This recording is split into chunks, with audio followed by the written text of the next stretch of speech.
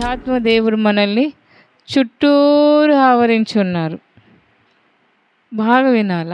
ఇందాక ఆరాధన పాట పాడుకున్నాం కదా, నన్ను చూచువాడా నిత్యము కాచువాడా.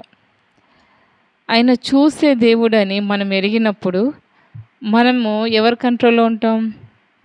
అమ్మో, దేవుడు నన్ను చూస్తున్నాడు, మనం జాగ్రత్తగా ఉండాలి. నువ్వు కూర్చోవడం చూస్తున్నాడు, లేవడం చూస్తున్నాడు, నువ్వు నడవడం చూస్తున్నాడు, నువ్వు పనుకోవడం చూస్తున్నారు.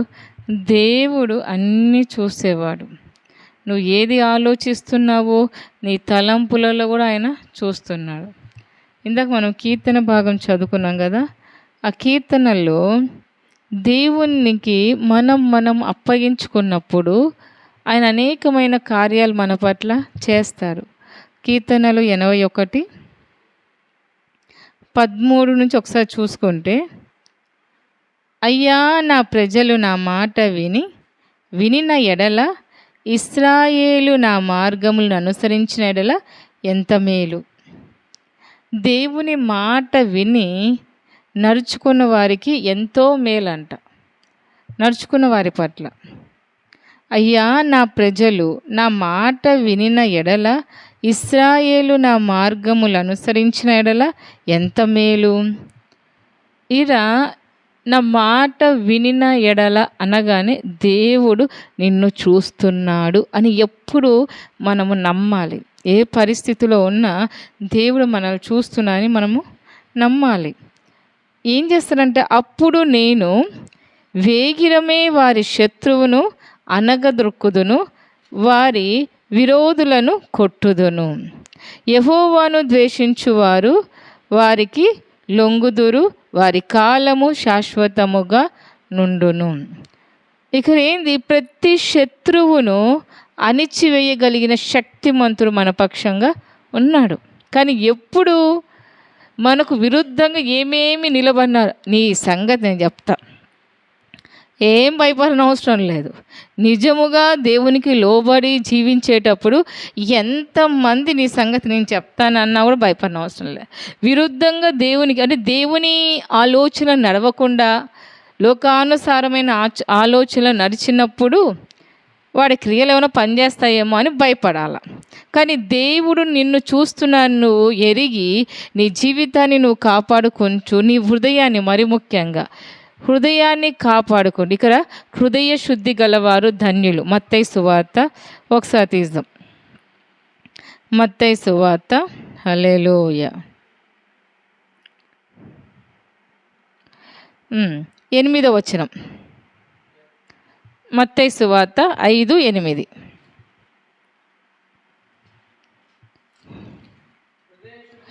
హృదయ శుద్ధి గలవారు ధన్యులు, వారు దేవుని చూచెదరు. హల్లెలూయా. చాలు.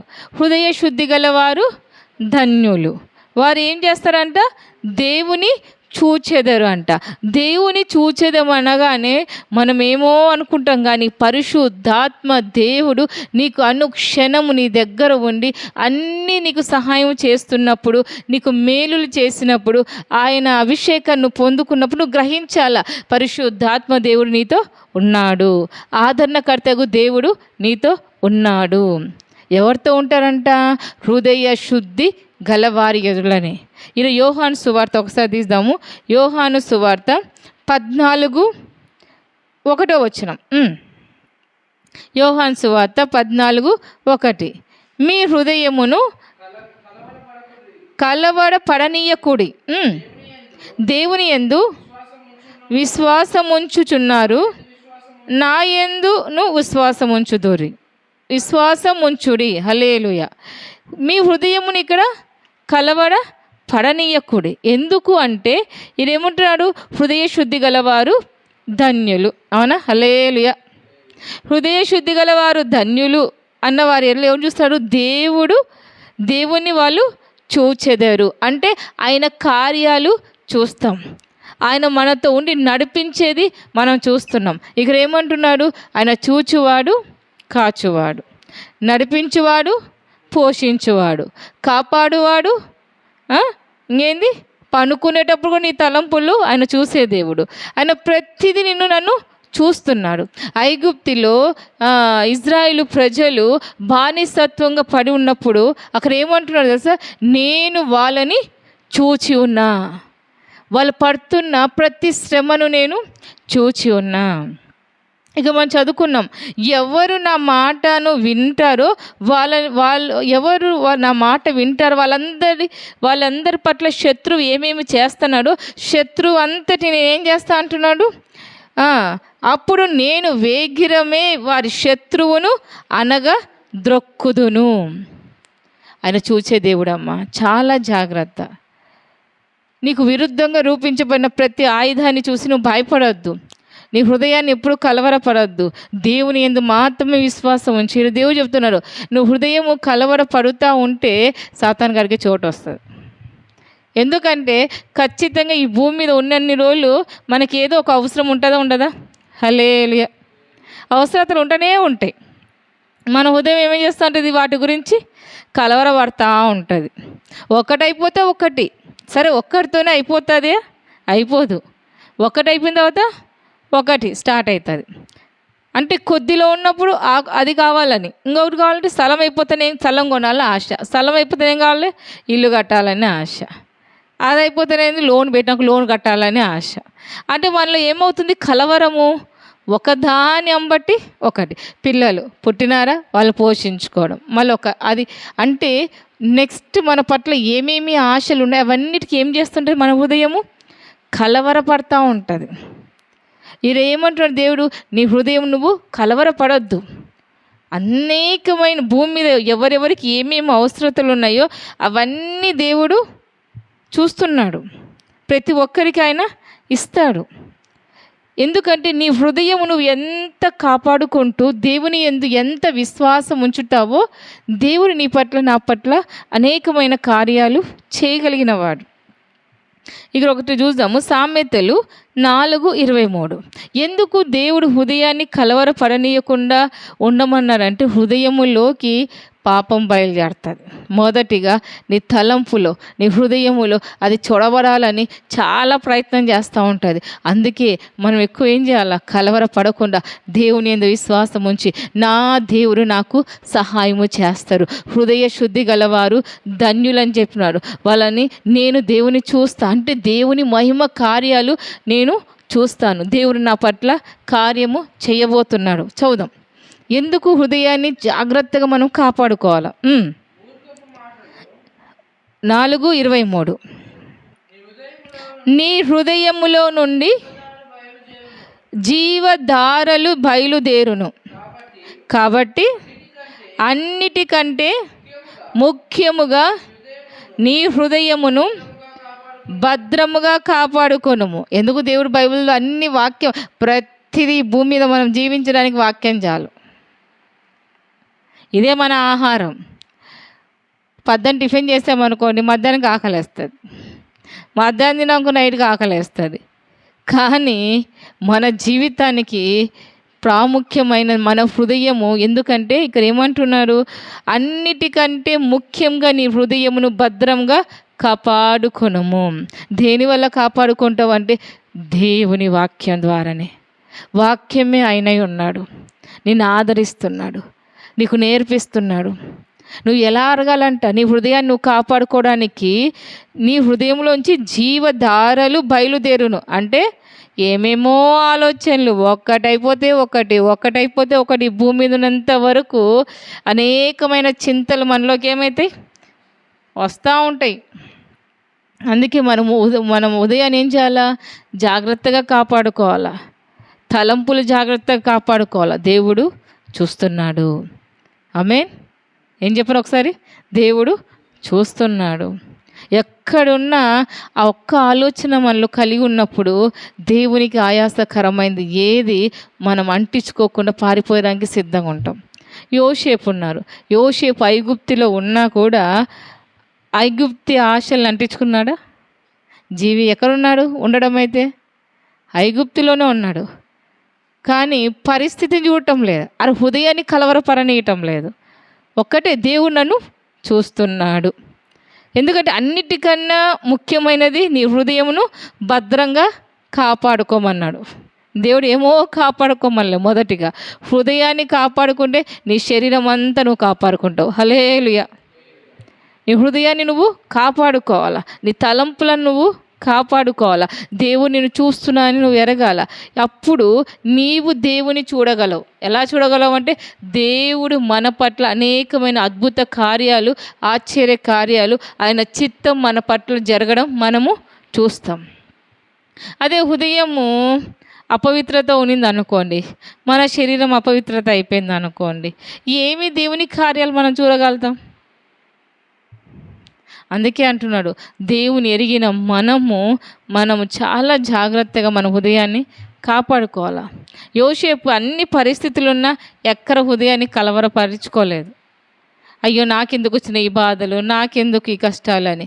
కానీ ఒక్కటి మాత్రం ఎరుగున్నారు, దేవుడు నన్ను చూస్తున్నాడు, దేవుడు నాకు సహాయము చేస్తాడు, దేవుడు నన్ను పోషిస్తాడు, దేవుడు నన్ను నా నీతిని గొప్ప చేస్తాడు. నీతిమంతులుగా జీవిస్తున్నప్పుడు మాత్రం నువ్వు భయపడిన అవసరమే లేదు. ఎవరన్నా అనగానే నువ్వు నీతిమంతుడు కాదు అనగానే నిజముగా నువ్వు దేవుడు చూస్తున్నావని నీతిమంతుడుగా నువ్వు జీవించేటప్పుడు ఏం భయపడద్దు. వాళ్ళు అన్నంత మాత్రం నీ ఉదయం కలవరపడేసి, ఆ ఉదయం కలవరపడగానే ఏమవుతుంది? సాతానుగా కలవరం మొదలైంది, దిగాల. ఏం చేస్తా చెప్పండి? కలవరం మొదలైంది, దిగాల. దిగినామనుకో ఎక్కడో ఒక దగ్గర దొరుకుతారేమో. దేవుడు నిన్ను చూస్తున్నాడు, సాతానుగా నిన్ను చూస్తున్నాడు. జాగ్రత్త సొమ్మి, చాలా జాగ్రత్త. దేవుడు నన్ను చూస్తున్నాడు, సాతానుగా నన్ను ఏమి చేయలేడు అని అనుకుంటున్నావు. వాడేమి చేయలేడు నిజంగానే. ఎప్పుడు ఏం చేయలేడు అంటే నీవన్నిటికన్నా ముఖ్యంగా నీ హృదయమును భద్రంగా కాపాడుకున్నప్పుడు వాడు ఏమీ చేయలేడు.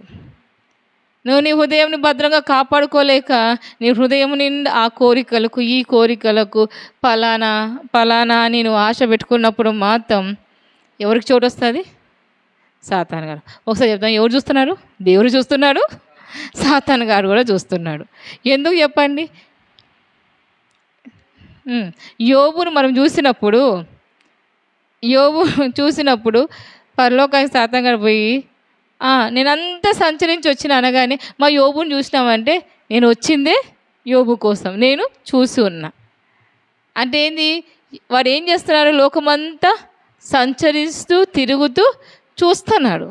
ఎక్కడన్నా దేవుని బిడ్డలు దొరుకుతారా అంటే ఏంది? హృదయాన్ని కాపాడుకుంటూ కలవరపడకుండా దేవుని రాజ్యంలో చేరేంత వరకు నిలకడగా ఉండాలని ప్రార్థనలో దేవుడు నన్ను చూస్తున్నాడని తన ఏమంటారు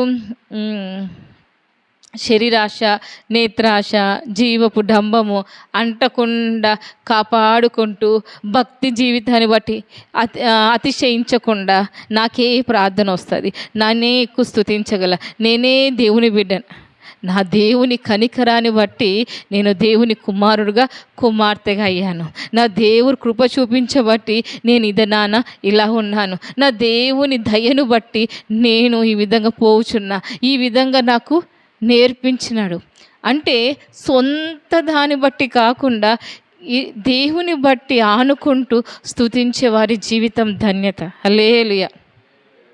అన్నీ చూసే దేవుడు. వాళ్ళంటే ఎలా ప్రార్థన చేస్తారు తెలుసా? ఒకసారి చదువుదాం. కీర్తనలు 86:11. దేవుణ్ణి ఎందు ఆనుకొని వాళ్ళ హృదయాన్ని భద్రంగా కాపాడుకోవాలని ప్రయాసపడే బిడ్డలు ఎలా ప్రార్థన చేస్తారంటే, యెహోవా నేను నీ సత్యమును అనుసరించి నడుచుకున్నట్లు నీ మార్గమును నాకు బోధింపుము, నీ నామమునకు భయపడునట్లు నా హృదయమునకు ఆమేన్ ఏం కలగ చేయాలంట? ఏక దృష్టి కలగజేయుము. ఇది మనం పెట్టుకోవాలా ప్రార్థన. చాలా కొన్ని ప్రార్థన అంశాలు మన వాక్యాలు మనము కంఠస్థమన చేసుకోవాలా, లేకుంటే రాసి పెట్టుకోవాలి, వాక్యం ఎత్తిపెట్టి ప్రార్థన చేయాలా. దేవా నేను కూడా ఇలా ఉండాలి ప్రభువా, ఏక దృష్టి నాకు కలగ చేయము దేవా, ఏమని ప్రార్థన చేస్తున్నారు? నేను నీ సత్యమును అనుసరించి నడుచుకున్నట్లు నీ మార్గమును నాకు బోధింపుము. నీ నామమునకు భయపడునట్లు, అంటే అన్ని నామముల కన్నా పైనామం. హల్లెలూయా. ప్రభువైన యేసుక్రీస్తు నామం. ఏం నామము? ప్రభువైన యేసుక్రీస్తు నామం. యేసయ్య నామంలో శక్తి ఉందమ్మా. అందుకే ఏమంటాడు? ఆయన నామాన్ని ఎట్ట అంటే అట్ట ఉచ్చరించొద్దు, భయపడాలి ఆయన నామానికి మనం. ఎందుకంటే ఇక్కడ యోసేపును మనం చూసినప్పుడు పరలేదు. ఉదయాన్ని పరిస్థితి చాలా గందరగోళం, చాలా ముద్దుల కొడుకు. ఎవరికి? యాకోబుకి. చాలా ముద్దుల కొడుకు యోసేపు. కానీ నేను ఇలా ఉన్నాను, మా నాన్న ఇలా ప్రేమించేవాడు, నాకు ఎందుకు ఈ పరిస్థితి వచ్చింది? ఒకప్పుడు నేను ఇలా ఉన్నా. దేవుని ఎరిగి దేవుని చిత్తానికి సంపూర్ణంగా నేను అప్పగించుకున్న తర్వాత మీ నాన్నతో మీ అమ్మతో ఏం పని? మీ అక్కతో మీ అన్న తమ్ములతో ఏం పని? చూచువారికి భయపడతా ఉండాలా. చూస్తున్నాడు దేవాది దేవుడు. నీ హృదయం కలవరపరనీయొద్దు. నీ హృదయాన్ని ఎక్కడ కలవరపరనీయొద్దు. యేసు ప్రభు 12 ఏళ్లకు దేవాలయంలో ఉండగా వాళ్ళు ప్రశ్నలు వేస్తుండగా తల్లిగారు తండ్రి గారు వెతుకుతూ ఉన్నారు, ఎక్కడికి పోయినారు, ఎక్కడికి వెళ్ళినారని. అక్కడ యేసుప్రభు కనిపించగానే మాకెంత వేదన కలుగుతుంది అనగానే, నేను నా తండ్రి చిత్తాన్ని నెరవేర్చడానికి భూమి మీద వచ్చాను కానీ మీ వాటి కోసం కాదు. ఇక్కడ ఈరోజు నువ్వు నేను కూడా అంటే తల్లిదండ్రులు నేను గౌరవించొద్దని చెప్పడంలా, గౌరవించాలా, చాలా జాగ్రత్తగా చూసుకోవాలా, తోడబుట్టినోళ్ళు జాగ్రత్తగా చూసుకోవాలా. కానీ కలవరపడడానికి దేవుడు నన్ను పిలవలేదు. నీ హృదయం నువ్వు కలవరపడనీయద్దు. దేవుడిచ్చిన బిడ్డల్ని నువ్వు చూసుకోవాలా, పెంచాలా. కానీ వాళ్ళ గురించి నువ్వు కలవరపడద్దు. దేవుని చిత్తం వాళ్ళ పట్ల జరగాలని ఆశపడు, ప్రయాసపడు. వాళ్ళు నా విధంగా పెంచడానికి ప్రయాసపడు. అంతే తప్ప వాళ్ళ గురించి నువ్వు ఎక్కువ నీ వల్ల ఏది కాదు. వాళ్ళ భవిష్యత్ అంతా దేవుని చేతిలో ఉంది. నీ హృదయం ఎక్కడ కలవరపడనియకండి. ఎందుకంటే అన్నిటికన్నా ముఖ్యంగా నీ హృదయంను నువ్వు భద్రంగా కాపాడుకుంటేనే దేవుడు నీ పట్ల అనేకమైన కార్యాలు చేయగలడు. ఆ కార్యాలని నువ్వు చూడగలవు. హృదయ శుద్ధి గలవారు ధన్యులు, వారు యెహోవాను చూచెదరు. ఆయన కార్యాలు చూస్తాం. యోసేపుకు తెలియదు, అక్కడ కలవరపడలేదు. పడకుండా పాపం అంటుతా ఉన్న పాపానికి బానిసత్వం అయినారా? అవ్వలేదు, ఎక్కడ అవ్వలేదు. బానిసత్వం అయిపోతే యోసేపు స్టైలే మారిపోయిండు. ఏమి కావాలో అవన్నీ యోసేపుకు దొరికిండు. ఎక్కడ కలవరపరలే. నేను అనడం ఏంటంటే, దేవునికి ఒక తప్పు చేసి అయ్యా క్షమించు ప్రవ్వా అని అడిగి తెలుసుకొని అప్పుడు సాక్షిగా ఉండడానికన్నా ఏ మాలిన్యం అంటకుండా దేవుని ఎరిగిన కుమారుడో కుమార్తె కాబట్టి అవి అంటకుండా కాపాడి బ్రతికి సాక్షిగా కాపాడడం, సాక్ష్యాన్ని కాపాడుకోవడం గొప్ప ధన్యత. హల్లెలూయా. అర్థమైందా? మరొక్కసారి చెప్తా. తప్పు జరిగిపోయిందని చెప్పేసి అయ్యా నన్ను క్షమించయ్యా అన్నప్పుడు ఆయన క్షమిస్తాడు, నువ్వు తెలుసుకున్నప్పుడు. ఇంక నేను తిరిగి ఎన్నడూ చేయనయ్యా అనగానే ఆయన నీకు క్షమించేసి దగ్గర తీసుకుంటారు. ఆ సాక్ష్యానికన్నా అది గొప్ప సాక్ష్యమే. కానీ ఆ సాక్ష్యానికన్నా ఎరిగిన నీవు, నీ బాల్యంలో నుంచి నువ్వు ప్రభువైన యేసుక్రీస్తుని ఎరిగిన నీవు ఏం చేయాలా? ఏది అంటించుకోకుండా సాక్ష్యము కాపాడుకుంటూ ఆ సాక్షిగా ఉండడం ఇంకా గొప్ప ధన్యత. హల్లెలూయా. అలాంటి వ్యక్తి ఉన్నారు. యోసేపు లేడా? ఇక్కడ లేడా? ఉన్నారు, ఉండగలము. చేసిన అంటే ఎక్కడ ఒట్టి లోక మాలిన్యమనే కాదు, ఇంకొకటి ఏంటి, ఇంటి వారి మీద ప్రేమ, కలవరం, దుఃఖం.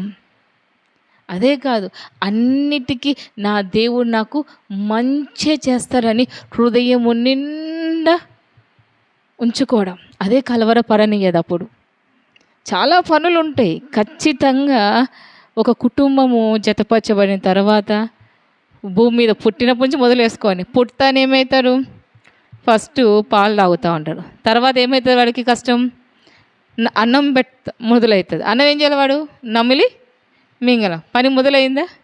ఆ తర్వాత నడక, తర్వాత స్కూల్కి వెళ్ళడం, తర్వాత చదువుకోవడం. అంటే ఒక్కదాని తర్వాత ఈ భూమి మీద ఉన్నంత వరకు ఒక్కదాని తర్వాత ఒకటి మనకి పనులు పడుతూనే ఉంటాయి. అవస్థతలు చాలా ఉన్నాయి. అవన్నీ తీర్చువాడు ఆయనే. చదువులు అయిపోయిన తర్వాత ఉద్యోగాలు అయిపోయినాక మంచి కుమారుడు కుమార్తె వివాహం, మళ్ళీ రావాలి, మళ్ళీ పిల్లలు, మళ్ళీ వాళ్ళని పోషించుకోవడం, మళ్ళీ తల్లిదండ్రులను చూసుకుంటూ వాళ్ళని చూసుకుంటూ రెండు బ్యాలెన్స్ చేయడం. అన్నిటికీ ముందు చూస్తే కలవరమే. కానీ ఇక్కడ ఏమంటున్నారు, నీ హృదయాన్ని కలవరపడకు, ఆయన మీదికి ఆనుకో. సమాధానం ఇచ్చేవాడు ఆయనే. అన్నిట్లో సమాధానం ఇస్తాడు, అన్నిట్లో సమాధానం ఇస్తాడు. కలవరపడాలి అనుకుంటే పడితే ఇంకా దానికి దేవుడు ఒకటే, నీది ఎక్కడ నువ్వు కలవరపడుతున్నావో దేవుడు నువ్వు చూస్తే చెప్తున్నాడు, నీ హృదయాన్ని కలవరపడనీయద్దు. ఎందుకంటే హృదయ శుద్ధి గలవారు ధన్యులు. వాళ్ళు ఎంత నువ్వు దేవుని వైపు చూస్తూ దేవుని చిత్తం కోసం ఎదురు చూస్తూ నీ సాక్ష్యాన్ని నువ్వు కాపాడుకుంటూ ఉన్నప్పుడు నువ్వు దేవుని చూసేదేవు అంటే ఏం చెప్పినా ఆయన కార్యాలు చూస్తాము. హల్లెలూయా. ఇప్పుడు వరకు మన పట్ల కార్యాలు చేశారు, ఇప్పుడు అంతకన్నా ఎక్కువ చేస్తారు. హల్లెలూయా. నువ్వు కలవరపడకుండా దేవుని వైపు చూస్తూ ఆనుకుంటూ నీవు యథార్థంగా జీవించినప్పుడు ఆయన ఏం చేస్తాడు, ఇప్పుడు చూసిన దానికంటే ఇంకా ఊహించని గొప్ప కార్యాలు. యోసేపు నిజంగానే కలవరపడలేదు, చాలా జాగ్రత్తగా దేవుడు చూస్తున్నారని ఏ నిందను భరించడానికి కూడా సిద్ధంగా ఉండి నిందను భరించినాడు, శ్రమను భరించడానికి సిద్ధమైపోయినాడు. కానీ కలవరపడని హృదయాన్ని బట్టి, ఇక్కడ పాపము చేయని హృదయాన్ని బట్టి ఆ రాజ్యములోనే రాజు అయిపోయినాడు. హల్లెలూయా. అంతటి మీద, ఆ దేశం అంతటి మీద అధికారం వచ్చింది. ఏంది, పని వాళ్ళు దొరికినారు, అన్నీ ఏమైపోయింది. యోసేపు జీవితం, యోసేపు అనుకున్నాడా? అనుకోలేదు. నేను రాసుకున్న వాక్యం అంటే 2 వచనాలు ఓకే, తర్వాత రాసుకుంది వేరు, కానీ దేవుడు మాట్లాడేది వేరు. పరిశుద్ధాత్మ దేవుడికి మనం లోబడాలి. ఆయన నిన్ను చూస్తున్నాడు, నువ్వు కూర్చోవడం చూస్తున్నాడు. జాగ్రత్త. రాసిన దైవజను మనం మెచ్చుకోవచ్చు. పాటలు రాస్తున్నారంటే వాళ్ళు అనుభవంగా వాళ్ళ జీవితంలో రాసేవాళ్ళు. మనం ఎలా పాడుతున్నాం, వాళ్ళు అనుభవంగా చూసి రాస్తున్నారు. మనము నేర్చేసుకోవాలా, పాడాలా. దానికన్నా ముందు మన జీవితం మనం మలుచుకోవాలా. నిన్ను చూస్తున్నాడు దేవుడు, నువ్వు నడిచేది చూస్తున్నాడు. పరిశోధించి నన్ను తెలుసుకో ప్రభువా, పరిశోధించి తెలుసుకో. ఎందుకంటే పరిశోధించి తెలుసుకున్నప్పుడు ఆయన కార్యాలు మన పట్ల సంపూర్ణంగా నెరవేర్చబడతాయి. సంపూర్ణంగా దేవుడు నెరవేరుస్తాడు. అన్నిటికన్నా ముఖ్యంగా నీ హృదయాన్ని భద్రముగా, చెప్పండి, నా హృదయాన్ని భద్రంగా కాపాడుకోవాలి. నా తలంపులను భద్రముగా కాపాడుకోవాలి. ఉదయం తలంపులు ఇప్పుడు 2 అవసరమా? బ్రెయిన్ ఏమైనా ఆగిపోతే బతుకుతామా? గుండె ఆగిపోతే బ్రతుకుతామా? ఎక్కడి నుంచి పుడుతుంది? మొదటిగా తలంపులు. ఇప్పుడు 2 కాపాడుకోవాలా. తలంపులు కాపాడుకోవాలా, హృదయాన్ని కాపాడుకోవాలా. ఏమైపోతుందో ఏం భయపడిన అవసరం లేదు. దేవుడు ప్రతి ఒక్కరిని చూసే దేవుడు. ఆయన సంతాప పడకూడదు. మన ఇక్కడ చూద్దామా, ఆదికాండం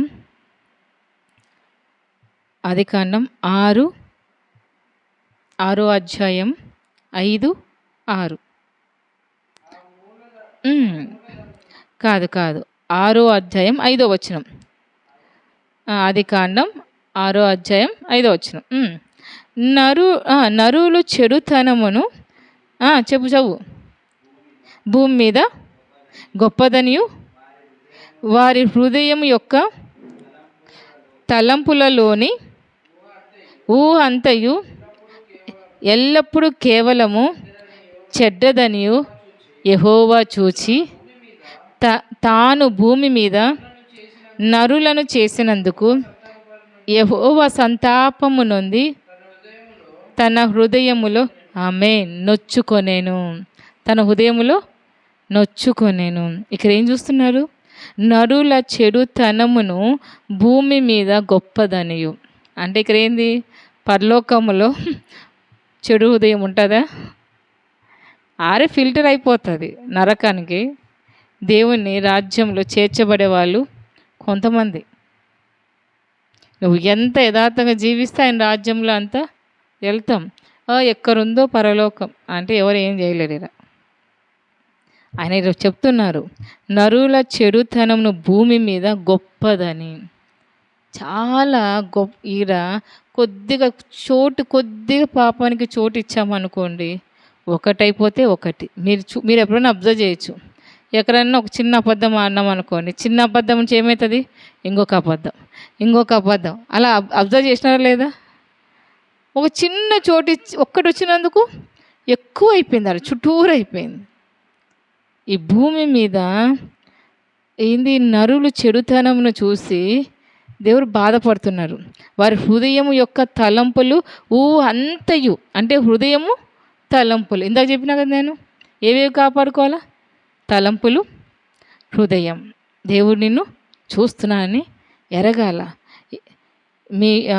వారి హృదయం యొక్క తలంపులోని అంతయు ఎల్లప్పుడూ కేవలం చెడ్డదని యెహోవా చూచెను. చూసి ఏం చేస్తున్నాడు? సంతాపపరచు. ఏం చేస్తున్నారు? బాధపరుచున్నారు. మనము ఆయన మనల్ని పుట్టించినందుకు, ఇంతకు పాట పాడినాం కదా, పిండముగా ఉండగానే నిన్ను చూసినవాడు. అట్లాంటి గొప్ప దేవుణ్ణి బాధ పెట్టడానికి మనం ఉన్నామా? చెప్పండి. అలాంటి గొప్ప దేవుని మనం బాధ పెట్టద్దు.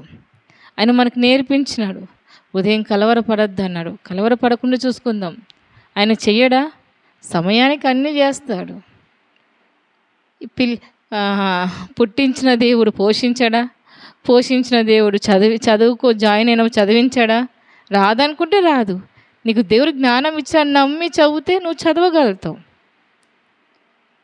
నిన్ను మంచి స్థాయిలోకి నేను నిలబెట్టడా? చేస్తాడు. మంచి కుటుంబాన్ని ఇయ్యడా? ఇస్తాడు. మొదటిగా ఏం చేయాలా? కలవరపడకుండా నమ్మాలా. అందుకే నీ హృదయం నీకు పడకుండా ఏమన్నాడు? దేవుని యందు విశ్వాసం ఉంచుమన్నాడు. యోహాను 14:1. దేవుని యందు విశ్వాసం ఉంచుము. ఎందుకంటే హృదయము అన్నిటికన్నా ముఖ్యంగా నీ హృదయాన్ని నువ్వు భద్రంగా కాపాడుకోవాలా. నరుల హృదయానికి చూసి, వాళ్ళ తలంపులు చూసి దేవుడు సంతాపపరచు ఆయన నొచ్చుకుంటున్నారు. ఆయన హృదయం నొచ్చుకుంటున్నారు. చూద్దాం ఒకసారి ఇక్కడ ఆదికాండం 6:6. తాను భూమి మీద నరులను చేసినందుకు యెహోవా సంతాపము నొంది తన హృదయములో నొచ్చుకొనేను. మన హృదయమే చెడ్డ చేసేసి, మన హృదయం అంతా అనవసరమైనవన్నీ ఆలోచించి, నీ సృష్టికర్త అయిన నువ్వు ఏం చేస్తున్నావు? నొచ్చుకుండే విధంగా చేస్తున్నావు. మనం జాగ్రత్తగా ఈ భూమి మీద ఉన్నన్ని రోజులు మనమేమో యాత్రికులం. హల్లెలూయా చెప్పండి. యాత్రికులం. ఏది మనతో రాదు. ఎంత ప్రేమించే ఏమంటారు కుటుంబం ఉన్నా ఎవరి సమయం వస్తే వాళ్ళు వెళ్ళాల్సిందే. నువ్వు ఎంత సంపాదించినా అవి వస్తాయా? ఏది రావు. కానీ దేవుని మాత్రము నొచ్చుకుండే విధంగా, నిన్ను పుట్టించినందుకు ఆయన బాధపడే విధంగా మనం ఉండకూడదు. నిన్ను రక్షించుకున్నందుకు స్తోత్రం చెల్లించండి. నీకు నేర్పించినందుకు నువ్వు స్తోత్రం చెల్లించు. అయ్యా తప్పు చెయ్యకముందే నువ్వు నాకు నేర్పించినావు, స్తోత్రం. తప్పు చేసినావు, తప్పు చెయ్యకముందే నాకు నువ్వు నేర్పించినావు, స్తోత్రం. నేను కాపాడుకోవాలా. నా హృదయం ఎప్పుడు కలవరపడద్దు. ఇంతవరకు నాకు అన్నీ ఇచ్చినావు, ఇంకా కూడా అన్నీ ఇస్తావు. అంతే. ఒక్కొక్కసారి మన ధైర్యాన్ని చూసి, అంటే ఏంది, మన ధైర్యం కాదు, దేవుని ఆనుకొని ధైర్యంగా ఉండే జీవితాన్ని చూసి నీకే ఒక్కొక్కసారి ఏంది ఇంత ధైర్యంగా ఉన్నా నేను, నీకే ఒక్కొక్కసారి అనుమానం వస్తుంది. కానీ నువ్వు ఎవరి మీద ఆనుకొని ధైర్యం పొందుకున్నావంటే సృష్టికర్త అయిన దేవుని మీద ఆనుకొని నువ్వు ధైర్యం పొందుకొని ఉన్నావు. చూస్తున్నాడమ్మా, చాలా జాగ్రత్త. దేవుడు దేన్ని చూసి నొచ్చుకున్నాడు చెప్పండి ఒకసారి? హృదయాన్ని, తలంపులను చూసి సంతాపపడి నొచ్చుకున్నాడు. అందుకే ఆ హృదయాన్ని ఏమన్నారు? భద్రముగా కాపాడుకోమన్నారు. ఆ హృదయాన్ని ఏమన్నారు? కలవరపడనీయకుండా చూసుకోమన్నాడు. ఆ హృదయం ఎలా ఉండాలని ప్రార్థన చేయమన్నాడు? కీర్తనలు 86:11 చదివినాం. యెహోవా, నేను నీ సత్యమును అనుసరించి నడుచుకున్నట్లు నీ మార్గమును నాకు బోధించుము. నీ నామమునకు భయపడునట్లు నా హృదయమునకు ఏకదృష్టి కలగజేయుము. హల్లెలూయా. ఇలా ఎన్ని వచ్చినాయి? కలవర పడద్దు, ఏకదృష్టి కలగజేయి, హృదయముని భద్రముగా కాపాడుకొనుము. హల్లెలూయా. ఆమేన్. దేవుని పరిశుద్ధ వాక్యం దీవించునుగాక. హల్లెలూయా, హల్లెలూయా.